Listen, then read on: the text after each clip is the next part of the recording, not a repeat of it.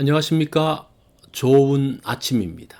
오늘도 여호와의 회의에 오신 분들을 환영합니다. 오늘 주신 말씀은 고린도전서 14장 33절입니다. 이 말씀 제가 받들어 읽습니다. 하나님은 무질서의 하나님이 아니시요 오직 화평의 하나님이시니라. 오늘 말씀의 제목은 질서와 화평으로입니다. 어지러움과 혼돈은 하나님의 역사가 아닙니다. 화평과 질서가 하나님의 역사입니다. 하나님은 질서의 하나님이시기 때문이죠. 33절 말씀을 다시 보면 하나님은 무질서의 하나님이 아니시요 오직 화평의 하나님이시니라. 고린도 교회의 분열은 하나님 교회의 모습이 아닙니다. 그리스도 복음으로 인해 얻은 자유가 교회를 어지럽게 하는 계기가 되었습니다. 하나님의 선물인 은사도 분열의 도구가 되어버렸습니다. 화평이 깨어진 무질서는 하나님 교회의 모습이 아닙니다. 질서와 화평은 교회를 회복시키는 중요한 열쇠입니다. 27절로 28절 말씀을 보면 만일 누가 방언으로 말하거든 차례를 따라하고 한 사람이 통역할 것이요 만일 통역하는 자가 없으면 교회에서는 잠잠하고. 고린도 교회 공적인 예배에서 방언하는 일이 있었습니다. 그럴 때 원칙은 순서를 따라 방언하고 통역을 하는 것입니다. 만약에 통역이 없거든 잠잠해야 합니다.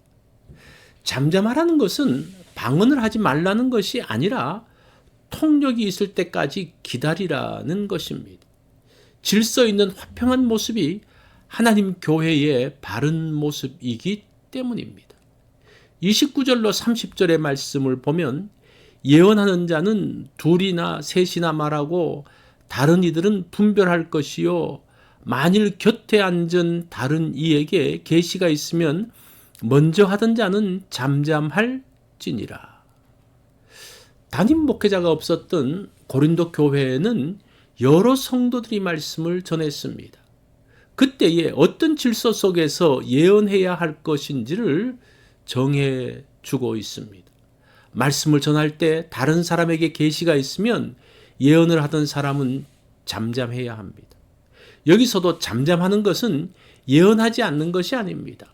순서를 알고 질서 있게 평온한 가운데 예배하라는 것입니다. 그것이 고린도 교회를 화평하게 세우는 길입니다.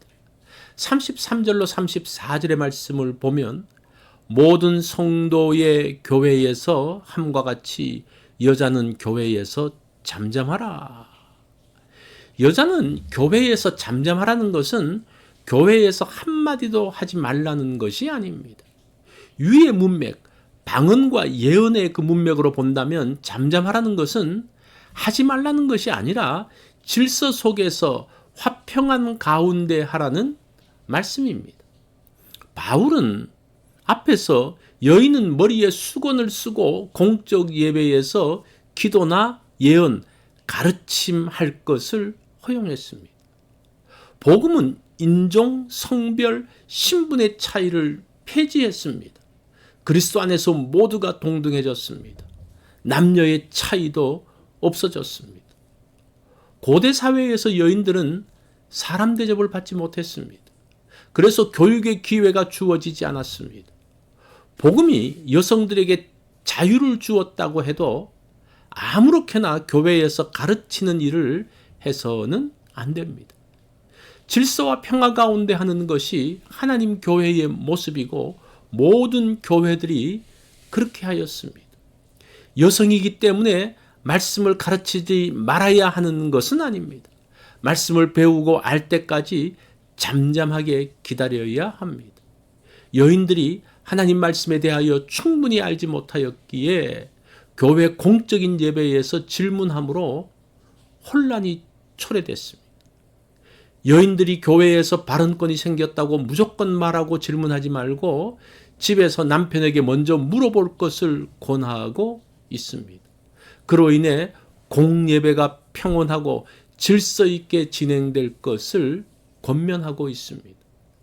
남자나 여자를 막론하고 복음으로 인해 자유가 주어졌다고 교회에서 무슨 말이나 무슨 일이든지 할 수 있는 것은 아닙니다.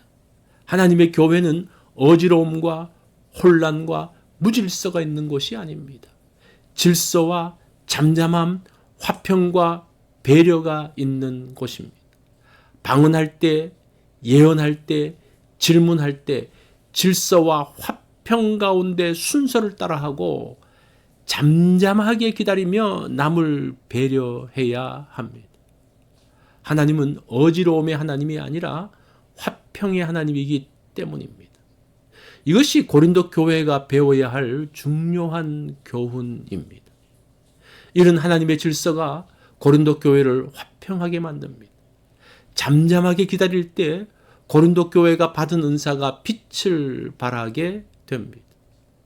하나님의 교회를 하나님의 의도대로 세워야 합니다. 혼란과 무질서가 아닌 화평과 질서가 있기 원합니다. 화평케 하시는 하나님의 일을 이루기 원합니다. 하나님은 질서의 하나님입니다. 화평 가운데 공동체가 세워져야 합니다. 오늘 질서와 화평을 위해 내가 할 일은 무엇일까요? 이것이 오늘 여호와의 회의에서 주신 말씀입니다. 오늘 하루를 살면서는 질서와 화평을 만들어가는 그러한 날이 되면 어떨까요?